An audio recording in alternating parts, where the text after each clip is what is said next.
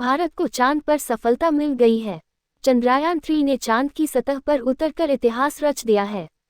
चंद्रमा के दक्षिणी ध्रुव पर सफलतापूर्वक उतरने वाला भारत पहला देश बन गया है।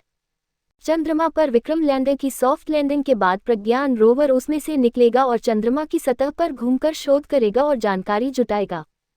तो 14 जुलाई को दोपहर 2:35 बजे श्रीहरिकोटा से उड़ान भरने वाले चंद्रयान-3 ने अपनी 40 दिनों की लंबी यात्रा पूरी की है। इसरो के बताए गए विवरण के मुताबिक चंद्रयान-3 के लिए मुख्य रूप से 3 उद्देश्य निर्धारित हैं। चंद्रमा के दक्षिणी ध्रुव पर लैंडर की सॉफ्ट लैंडिंग कराना, चंद्रमा की सतह कही जाने वाली रेजोलिथ पर लैंडर को उतारना और घुमाना, लैंडर और रोवर से चंद्रमा की सतह पर शोध कराना। प्रज्ञान रोवर विक्रम लैंडर से कब निकलेगा?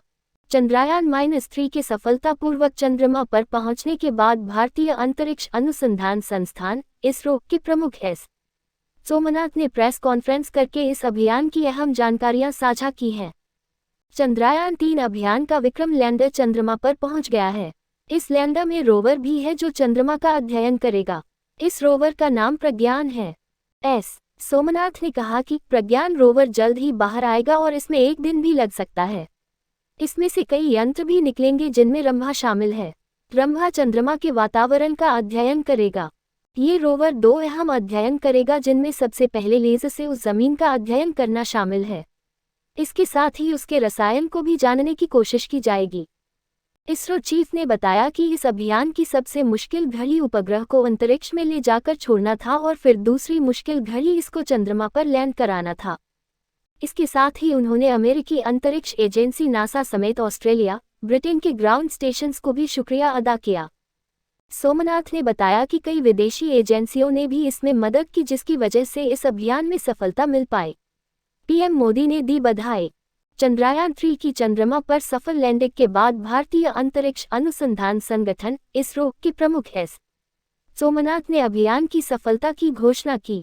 इसरो चीफ ने पीएम मोदी का अभिवादन करते हुए उन्हें बोलने के लिए आमंत्रित किया। उन्होंने कहा, मैं अपने पीएम से हमें आशीर्वाद देने को कहूंगा। ब्रिक्स सम्मेलन में भाग लेने के लिए दक्षिण अफ्रीका गए प्रधानमंत्री नरेंद्र मोदी ने वर्चुअली संबोधित किया। पीएम मोदी ने कहा, हमारे परिवारजनों, जब हम अपनी आंखों के सामने ऐसा इतिहास बनते हुए देखते हैं, जीवन धन्य हो जाता है। ऐसी ऐतिहासिक घटनाएं राष्ट्र जीवन की चेतना बन जाती हैं। ये पल अविस्मरणीय है। ये क्षण अभूतपूर्व है। ये क्षण विकसित भारत के शक्नांत का है। ये क्षण नए भारत के जय घोष का है। ये क्षण मुश्किलों के महासागर को पार करने का है।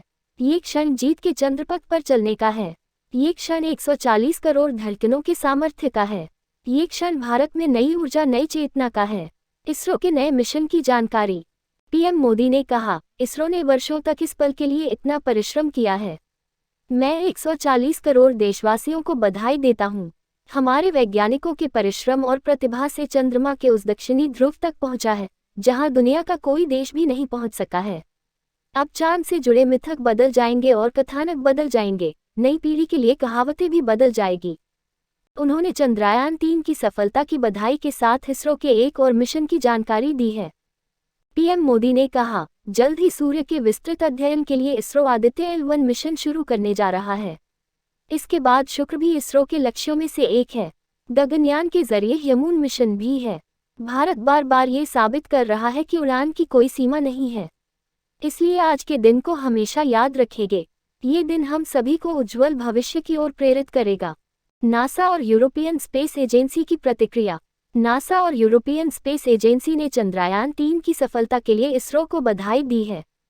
नासा के प्रशासक बिल नेल्सन ने एक ट्वीट में कहा, चंद्रमा के दक्षिणी ध्रुव पर उतरने के लिए इसरो को बधाई। चांद पर सफलतापूर्वक सॉफ्ट लैंडिंग करने वाला चौथा देश बनने के लिए भारत को बधाई। इस मिशन में आपका सहयोगी बनकर हमें बेहद खुशी है। नासा की ये प्रतिक्रिया इसरो के एक ट्वीट पर आई है। इसरो की इस सफलता पर यूरोपियन स्पेस एजेंसी (ईएसए) ने भी बधाई दी है। ईएसए के प्रमुख जोसेफ एशबाकर ने कहा, अद्भुत, इसरो और भारत के सभी लोगों को बधाई। नई तकनीक को प्रदर्शित करने का शानदार तरीका और चांद पर भारत की सॉफ्ट लैंडिंग। शानदार, मैं बहुत प्रभावित हूँ। उन्होंने इस मौके पर इस प्रक्रिया में सहयोग के लिए ईएसए ऑपरेशंस को भी बधाई दी और कहा कि एक मजबूत अंतर्राष्ट्रीय साझेदार एक शक्तिशाली साझेदार होता है। कांग्रेस पार्टी ने अपने बधाई संदेश में कहा है, चंद्रमा की सतह पर चंद्रयान-3 के सफलतापूर्वक उतरने पर इसरो सहित सभी देशवासियों को बधाई। भविष्य में अंतरिक्ष अनुसंधान की आवश्यकता को देखते हुए ही पंडित नेहरू ने इसरो की नींव रखी थी। यह उनकी दूरदर्शिता का ही परिणाम है कि आज भारत पूरे विश्व में अंतरिक्ष अनुसंधान के क्षेत्र में नए कीर्तिमान स्थापित कर रहा है। जयराम रमेश ने कहा, इसरो की आज की उपलब्धि वाकई शानदार है, बेमिसाल है। 1962 के फरवरी महीने में होमी भाभा और विक्रम साराभाई की दूरदर्शिता के कारण इनकोस्पार की स्थापना की गई। इनकोस्पार यानी Indian national committee on space research. इसमें जो पहले व्यक्ति शामिल थे, पहले 4-5 व्यक्ति जो शामिल थे, उनमें एपीजे अब्दुल कलाम थे। इसके बाद में 1969 में अगस्त महीने में विक्रम साराभाई, जो हमेशा अंतरिक्ष विज्ञान और अंतरिक्ष अनुसंधान को विकास के दृष्टिकोण से देखा करते थे, ने इसरो की स्थापना की। वर्ष 1972 और 1984 के बीच सतीश धवन आए और उन्होंने अद्वितीय नेतृत्व दिखाया। वैज्ञानिक, तकनीकी और मैनेजमेंट के दृष्टिकोण से जो योगदान उनका रहा है, वो बिल्कुल बेमिसाल योगदान रहा है। उनके साथ ब्रह्म प्रकाश जी थे। ब्रह्म प्रकाश एकमात्र ऐसे व्यक्ति रहे हैं जिन्होंने हमारे परमाणु ऊर्जा कार्यक्रम और अंतरिक्ष अनुसंधान कार्यक्रम में भी परिवर्तनकारी योगदान दिया है। जयराम रमेश ने लिखा, सतीश धवन के बाद UR राव से शुरुआत हुई और कई चेयरमैन आए। उन सभी ने अपना विशेष योगदान दिया इसरो में और हमारे अंतरिक्ष कार्यक्रमों में। आज हम जो सफलता देख रहे हैं वो एक सामूहिक संकल्प, एक सामूहिक कामकाज है और जो कहते हैं, एक कलेक्टिव टीम एफर्ट का नतीजा है। ये सिस्टम का नतीजा है, एक व्यक्ति का नहीं है। जहां लोग एक टीम वर्क के साथ, एक सामूहिक मानसिकता के साथ काम करते हैं। और पिछले कुछ वर्षों में इसरो की जो पार्टनरशिप है, जो भागीदारी है, अलग अलग शिक्षा के संस्थान हैं, निजी क्षेत्र की छोटी छोटी कंपनियां हैं, जिन्हें आज स्टार्टअप्स कहते हैं, उनके साथ जो भागीदारी का कार्यक्रम इसरो की तरफ से हुआ है, उसका भी असर हम देख रहे हैं। आज का क्षण हमारे लिए बहुत ही गर्व का क्षण है और हम इसरो को सलामी देते हैं। पिछले अनुभव के आधार पर चंद्रयान-3 के मॉड्यूल में जरूरी बदलाव किए गए हैं ताकि लैंडिंग के वक्त अचानक लगने वाले किसी झटके की सूरत में उसे संभाला जा सके। सामान्य शब्दों में कहें तो आखिरी लम्हों में जैसा कि अक्सर होता है, अगर कुछ गलत हुआ तो भी वैज्ञानिकों के पास उसे संतुलित करने और लैंडिंग जारी रखने का मौका होगा।